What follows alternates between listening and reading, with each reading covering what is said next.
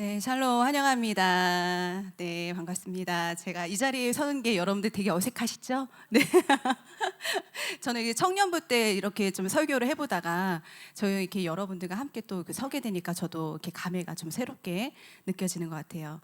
제 말씀을 한번 보도록 하겠습니다. 누가복음 5장 10절에서 11절 말씀. 같이 합독하도록 하겠습니다. 시작. 세베대의 아들로서 시몬의 동업자인 야고보와 요한도 놀랐습니다. 예수께서 시몬에게 이르시되 무서워하지 말라. 이제 후로는 네가 사람을 치하리라 하시니 그들이 베드를 육지에 대고 모든 것을 버려두고 예수를 따르니라. 아멘. 여러분들은 살면서 언제 가장 깊은 좌절을 느끼시나요? 우리가 겪는 실패는요, 저마다 다른 모양들을 하고 있습니다. 어떻게 보면 회사에서 후배들에게 자리를 내주고 명예퇴직을 이제 권면을 받았을 때 우리는 그동안 쌓아왔던 그런 경력들이 한순간에 무너지는 그런 허탈감들을 느끼게 될 것입니다. 그리고 사업이 어려워지게 되면 그런 어떻게 밤잠을 설치면서 어떻게 해야 될까 고민을 해도 아무런 방도가 없을 때, 그럴 때 우리는요, 답답해지는 무력감들을 느끼게 됩니다. 그리고 건강검진에서요, 갑자기 생각지 못했던 병명이 나왔을 때 우리는 거기 안에서 좌절감들을 느끼게 되죠. 그리고 무엇보다도 내 목숨보다 소중한 자녀가 내 뜻대로 가는 것이 아니라 어긋날 때, 그때는요, 정말 그 부모로서 그 느끼는 그 무력감들이요, 어느 실패보다도 아프게 다가옵니다. 또 이런 분도 계실 거예요. 우리가 신앙생활을 많이 오래 하시잖아요. 오래 하는데 옛날엔 주님을 뜨겁게 만났어요. 근데 10년이 지나고 20년이 지났는데 주님을 언제 만났나 기억이 나지 않을 때, 그 내 삶에 어떤 변화가 없을 때 우리는 어때요? 나는 또 왜 아직도 이런가 하고 한탄하게 되죠. 오늘 본문에는요, 우리가 너무나 닮은 그런 한 사람이 등장합니다. 바로 어부 베드로입니다. 당시 갈릴리의 어부들은요, 하루 벌어 하루를 사는 그런 치열한 생계형 노동자들이었어요. 그들에게는요, 물고기를 잡는 게 단순하게 취미 생활이 아니에요. 그것은 가족의 생존이 걸린 문제예요. 그러니까 밤에 열심히 물고기를 잡고 나서 가서 팔아야 되는 거예요. 그러면 그때 돈을 벌어서 그것을 통해서 가족들이 밥을 먹고 사는 거죠. 그래서 이제 매일매일 나올 거 아니에요. 매일 나와서 물고기를 잡고, 그러다 보니 베드로가 어땠습니까? 그 갈릴리 그 호수에 대해서 너무나 잘 알고 있을 거예요. 그 지형에 대해 너무나 잘 알고 있고, 어디서 잡으면은 여기가 물고기가 많이 나오는지, 그리고 언제 잡아야 되는지 그거를 잘 알고 있을 그런 베테랑이었다는 것이죠. 하지만 그날은요, 밤이 새도록 수고를 했지만 물고기를 잡지 못했어요. 그것은요, 탈진에 이를 정도라고 했거든요. 탈진에 이를 정도로 그 수고를 한 거예요. 잡아야지 먹고 사니까. 그러니까 열심히 먹고 살기 위해 그렇게 노력을 했습니다. 하지만 그날은 밤이 새도록 수고했지만 물고기를 잡지 못했어요. 몸은 천근만근 녹초가 되었겠죠. 마음에는요, 가장으로서의 책임감과 그리고 전문가로서의 그 자부심들이 무너지게 되는 그런 시간들이었습니다. 빈배를 두고 아침에 그물을 싣고 돌아가야 되는 그 베드로는요, 깊은 좌절을 느꼈을 것입니다. 그런데 자신이 그 실패했던, 그 좌절했던 그 현장에서요, 베드로는 누굴 만나나요? 예수님을 만나게 된 거예요. 사실은요, 베드로가요, 예수님을 만난 것이 이날이 처음이 아니에요. 그 누가복음 4장 38절에 보면 예수님께서 시몬의 집에 들어가 그의 장모의 중한 열병을 고치시는 장면이 나옵니다. 베드로는요, 이미 예수님의 능력을 경험한 자예요. 그것을 보았던 자입니다. 하지만 그때는요, 베드로에게 그 예수님은 그저 능력이 많은 선지자, 그리고 말씀을 잘 전하는 그냥 랍비 정도였어요. 우리에게 이런 은혜를 베풀어 주셨구나, 하나님 너무 감사하다, 그냥 그 정도에 머물렀던 것이죠. 그래서 그렇기 때문에 그분이 누구신지 더 깊이 알지는 않았습니다. 그 예수님께서 갈릴리 호숫가에 서서 하나님의 말씀을 전하고 계셨는데요, 점점 많은 무리들이 몰려들자 그래서 예수님께서 어떻게 하셨냐면 베드로의 빈배에 올라타셔서 강단을 삼으셨죠. 거기서 이제 말씀을 전하십니다. 그물을 씻고 있던 베드로는요, 그 자리에서 무리들과 함께 말씀을 듣게 되었어요. 우리 역시요, 최선을 다했지만 아무것도 남지 않는 그런 빈배의 시절을 보내게 됩니다. 여러분 모두 가장으로서 그리고 부모로서 한 사람의 그리스도인으로서 최선을 다하여 살아오셨을 것입니다. 하지만 나의 노력만큼, 여러분들 내가 최선을 다한 만큼 그렇게 삶이 다 이루어지시던가요? 아니죠. 고개 절레절레 하시는데 아니에요. 그렇죠? 우리가 정말 내가 원한 대로 다 이루어졌다라면 여러분들 표정이 이렇게 근심이 있지 않으시겠죠? 우리가 정말 행복하니 뭘 생각해도 행복했겠죠? 근데 우리 삶이 내 뜻대로 되지 않는 거예요. 그런데요, 베드로가요, 이렇게 밤이 새도록 물고기를 잡으려 했지만 잡지 못하여서 허탈함과 좌절함을 느꼈던 것처럼, 아무리 내가 최선을 다해서 살아왔지만 남는 것은 뭐만 남았나요, 여러분들? 빈곤, 그쵸? 빈곤만 남고 질병, 병만 없고요, 그쵸? 파스 붙이고 병원 가서 물리치료 받아야 되고요, 그쵸? 우리가 그렇게 몸의 쇠약함이 오고요, 가족 간에 서로 이해하지 못하는 불화들이 생겨요. 당신 때문에 나 너무 서운해. 당신 왜 우리 가족을 돌보지 않는 거야? 이런 것부터 서운함들이 생기고 불화가 생기고, 믿었던 사람으로부터 배신을 당하게 되고, 그런 여러 실패와 좌절들을요, 우리는요 너무 많이 당하게 돼요. 그럴 때는요, 나의 모든 것이 힘이 빠져버리게 됩니다. 나의 경험의 노하우, 그리고 지식, 능력, 내가 의지했던 모든 것에 대한 힘이 빠지게 돼요. 그런 빈배로 정차되어 있을 때, 그때 주님께서는요 우리에게 찾아오시게 됩니다. 그리고는요, 주님께서는 이렇게 말씀하실 거예요. 이제 내가 너의 빈배에 올라타도 되겠니? 주님은 베드로의 배가 가득 찼을 때가 아니라 바로 그 텅 비어있는 빈배에 오르시면서 그런 새로운 역사가 시작되었습니다. 우리의 빈배에도요, 주님께서 오시기를 원하세요. 우리는 그 순간에 무엇을 해야 되냐면 우리의 그 빈배의 자리를 내어드려야 되는 거예요. 그리고 우리는요, 주님께서 나에게 무슨 말씀을 하기를 원하시는지를요 들어야 되는 겁니다. 주님은요 우리의 삶을 주관하기를 원하세요. 나보다 나를 더 잘 아시는 주님은요 우리의 모든 상황에 분명 하고 싶으신 말씀이 있으실 겁니다. 그것은 우리를 살리는 말씀이에요. 우리의 삶의 방향을 가장 선하게 인도하시는 말씀입니다. 그렇기 때문에 우리는 힘들 때, 슬플 때에, 좌절할 때에 그 순간에 귀를 닫고 눈을 닫고 그렇게 주님으로부터 뒤돌아서는 것이 아니라요, 그럴 때일수록 우리는 예배 자리에 나와야 돼요. 그럴 때일수록 기도를 해야 되는 거고요, 그럴 때일수록 우리는 말씀을 들어야 돼요. 그럴 때 주님께서는요 분명 나에게 선하게 응답하실 것입니다. 말씀을 마치신 예수님은요 베드로에게 뜻밖의 명령을 하십니다. 깊은 데로 가서 그물을 내려 물고기를 잡아라. 이거는요 상식적으로 이해가 되지 않는 명령입니다. 갈릴리 호수는요 낮에는요 물이 맑아요. 그래서 물고기들이 깊은 곳에 그 진흙 속에 숨어 있단 말이에요. 그렇기 때문에 그 어부들이 그 해가 지고 그 어두운 시간에 새벽까지 물고기를 잡습니다. 그 베드로도 그렇게 한 거예요.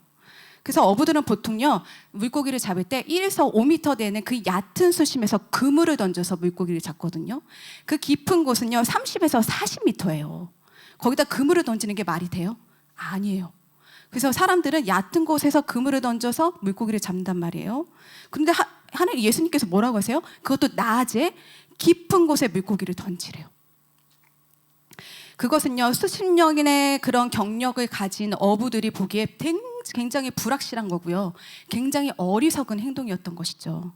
베드로는요 그 소리를 듣자마자 이럴 수도 있는 거예요. 말도 안 되는 소리 하지 마십시오.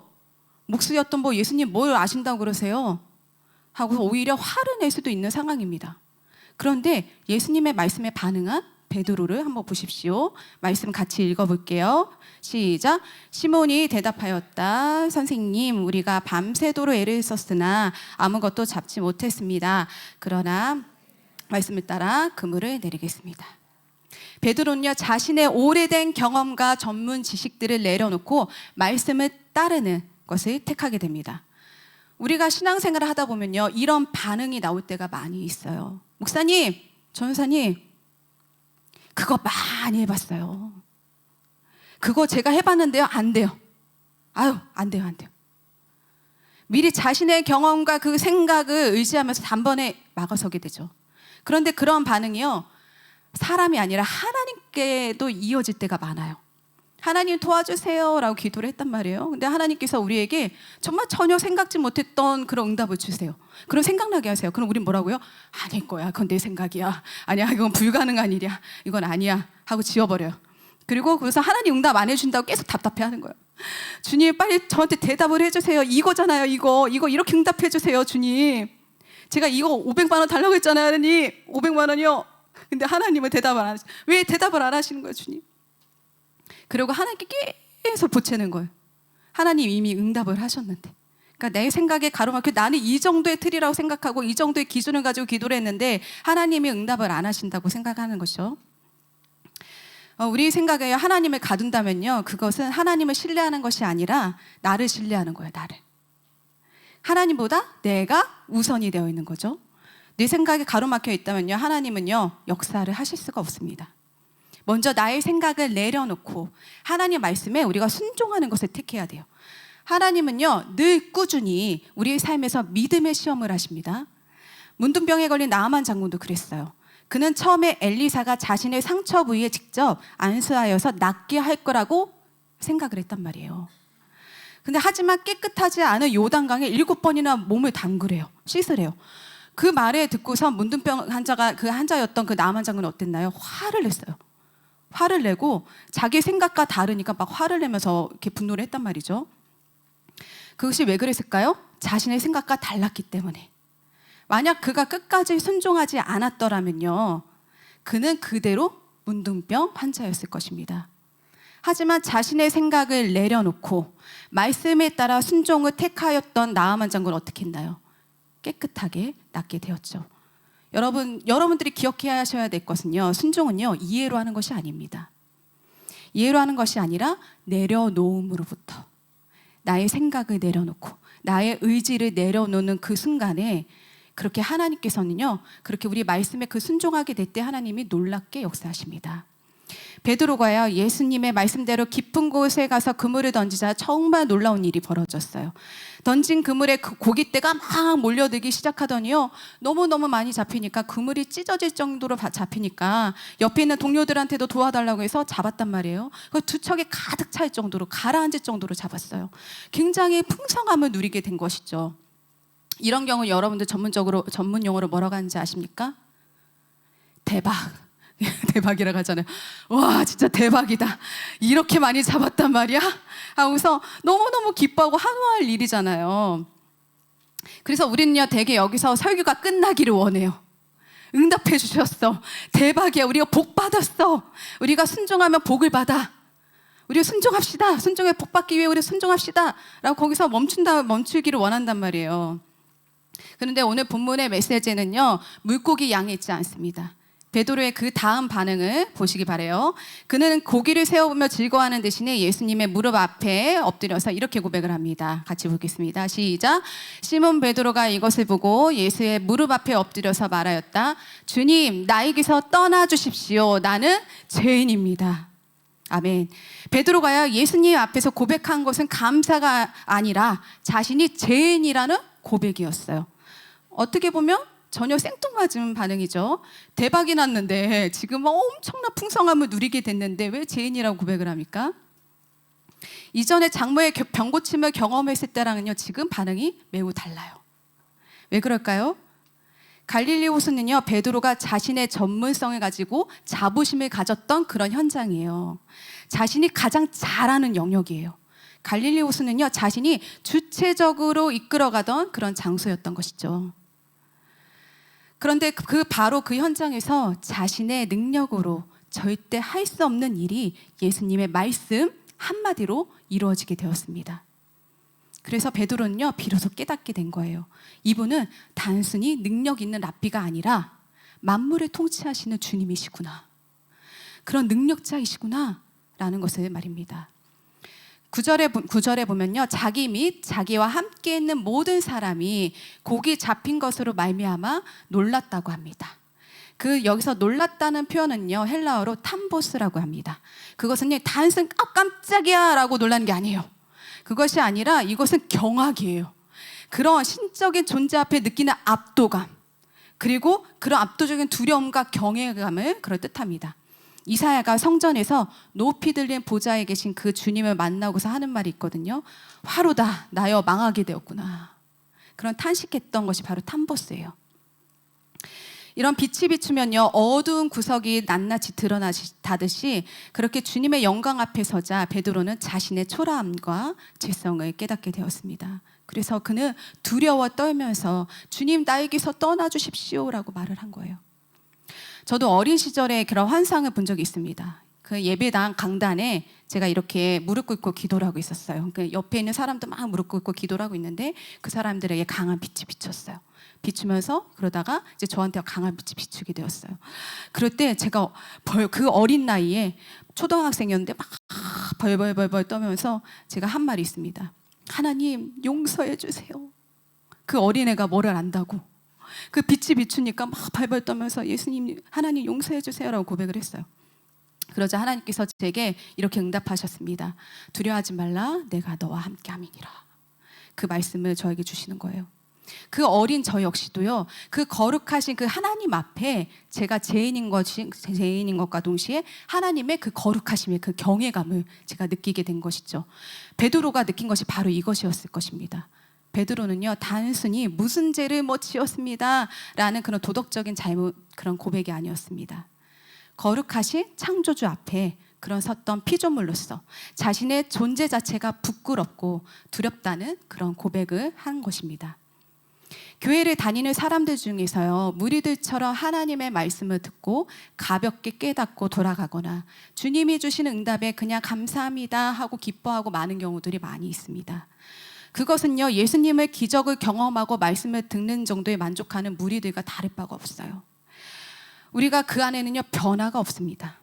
우리가 10년 20년이 지나도 우리가 예배 생활에도 왜 변화가 없습니까? 그냥 우리가 그 정도로 가볍게 지나가는 경우가 많기 때문이에요. 그런 사람을요 우리는요 제자라고 하지 않습니다. 하나님을 진짜 경험한 사람들은요 자신이 죄인이라는 것을 깨닫게 돼요. 그리하여 진정한 회개가 동반됩니다. 나의 죄성으로부터 벗어나고자 하는 막 몸부림이 있는 거예요. 그래서 그 진정으로 우리가 한데 그런 죄를 깊이 가슴 깊이 인식하면서 이렇게 회개를 하게 됩니다. 여러분들 처음에 회심할 때 어떠셨나요? 그때 우리의 죄가 막 드러나면서 눈물로 회개하지 않으셨습니까? 그렇죠. 우리는 하나님 앞에 우리가 대면하게 될 때 우리의 죄가 드러나기 때문에 우리는 그것을 감당할 수가 없는 거예요. 우리는 그 앞에 주님께 막 부르짖으면서 기도를 하는 것이죠. 그럴 때 우리가 변화가 일어나는 거예요. 하나님께서 우리의 연약함과 부족함으로부터 오는 그런 실패와 죄에 대해 하나님은 정죄하지 않으십니다. 하나님께서 원하시는 건요 내가 죄인인 걸 깨닫는 거예요. 내가 죄인인 걸 깨닫고 돌이키는 것, 그것을 하나님께서는 원하십니다. 주님은 자신이 죄인이라고 고백하며 덜덜 떨고 있는 베드로에게 너 왜 그랬냐라고 무서운 심판을 주시지 않으셨어요. 뭐라고 하시나요? 무서워하지 말라. 이제 후로는 네가 사람을 취하리라 라는 소명으로 바꿔주십니다. 베드로는 그 전에 자신을 위해서 그리고 가족을 위해서 먹고 사는 것이 인생의 목표였어요. 하지만 예수님의 부르심 앞에 무엇이 참된 가치인지를 눈을 뜨게 됩니다.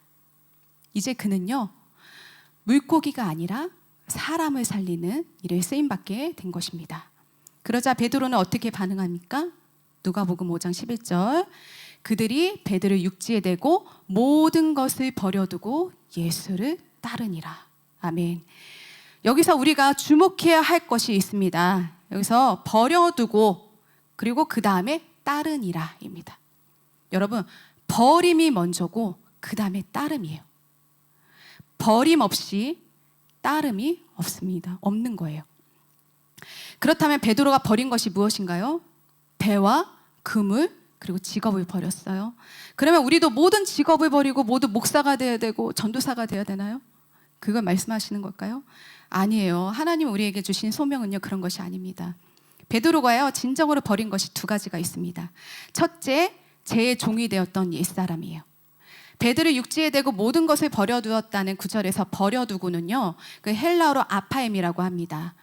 아프다 에미아가 아니에요. 졸리실까봐 한번 잠깐 얘기했는데 아프다 에미아가 아니라 아파에미 이거는요 멀리 보내다, 놓아주다, 용서하다라는 뜻이에요. 이것은요, 과거의 허물이나 그 죄를 나로부터 완전히 떠나보내다, 그 죄를 놓아주다 라는 뜻이에요. 이 그런 표현이거든요. 로마서 6장 6절에서 7절 말씀 같이 읽을게요. 시작. 우리가 알거니와 우리의 옛사람이 예수와 함께 십자가에 못 박힌 것은 죄의 몸이 죽어 다시는 우리가 죄에게 종노릇하지 아니하려 함이니 이는 죽은 자가 죄에서 벗어나 의롭다 하심을 얻었습니다. 아멘. 베드로는요, 예수님 앞에 나는 죄인입니다 라고 고백을 했습니다. 이 고백을 통해 베드로는요, 예전에 죄의 종노릇했던 삶을 버리고 의의 종이 되었어요. 우리도요, 예수님의 제자가 되기 위해서는요, 먼저 우리의 죄를 고백해야 됩니다. 우리의 죄를 인식해야 돼요. 깨달아야 돼요. 그리고요, 죄에게 종노릇했던 옛사람을 버려야 되는 것이죠. 우리가 제자를 되려면 첫 번째 해야 되는 건 우리의 죄성을 버려야 돼요. 우리 죄됐던 그 종이 되었던 그 모습들을 버려야 되는 것입니다. 그리고 둘째요, 삶의 주도권을 버려야 됩니다. 베드로는 그동안 자신이 그렇게 스스로 운행했던 살아왔던 방식들을 버렸어요. 그동안 우리가 선장이 돼서 내 능력대로 그리고 내 지식과 내 뜻대로 운행하며 그 배를 채우려고 노력했다면 이제는 그 배를 정차하셔야 돼요.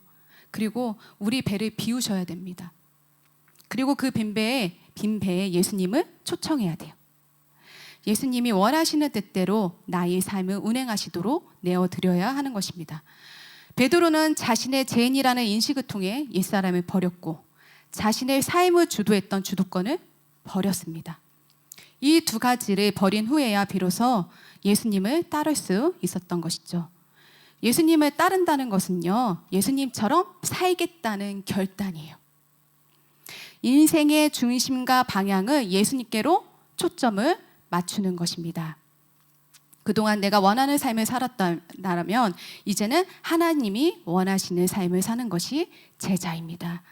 신앙은 있지만 모든 결정은 내가 하고, 기도는 하지만 하나님의 생각보다 나의 뜻대로 맞춰서 기도하는 것, 그리고 하나님을 믿는다고 하면서도 나의 능력과 나의 재산과 나의 가족과 나의 지식과 경험을 하나님보다 더 의지했다는 것은요, 진정으로 하나님께 나의 주도권을 드린 것이 아니에요.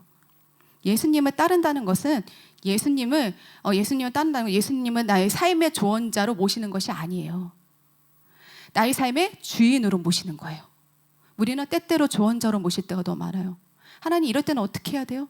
하나님 이럴 때는 어떻게 해요? 이런 기도는 참 많이 해요. 하나님께 조언을 많이 구해요. 근데 그 생각이 나의 그 중심에 맞춰진 기도가 너무 많다라는 거예요. 하나님 원하시는 것은 다른 건데, 더 높은 차원으로 하나님 기도하기를 원하시는데, 우리는 이 낮은 차원에서 이것만을 구하면서 하나님 이걸 어떻게 하면 좋겠어요? 거기 머무를 때가 참 많다라는 거죠. 그러니까 하나님은요, 우리가 그 모든 나의 생각과 나의 기준 내려놓기를 원하세요. 그럴 때 하나님께서 응답을 하시는 것이죠. 그렇기 때문에 우리가 하나님보다 내가 앞섰던 것이 있다면, 내가 의지했던 것이 있다면 그것을 내려놓고 나의 삶의 주도권을 예수님께 드리셔야 합니다. 그리하면 우리가 주님 말씀대로 따라가는 삶이 매우 쉬워지게 돼요. 베드로가 모든 것을 쉽게 버렸죠.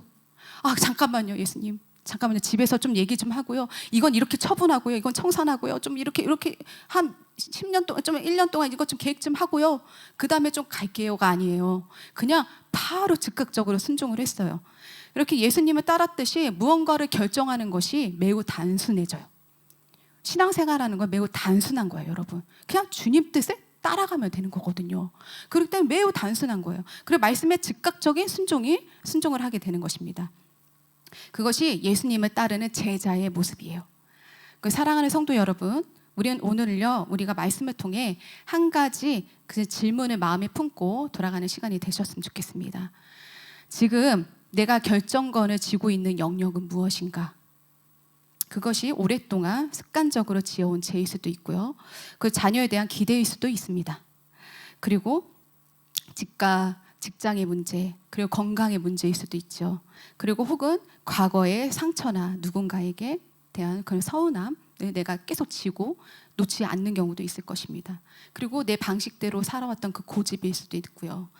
그럼 이번 주에 우리가 그 한 가지를 주님께 내어드렸으면 좋겠어요.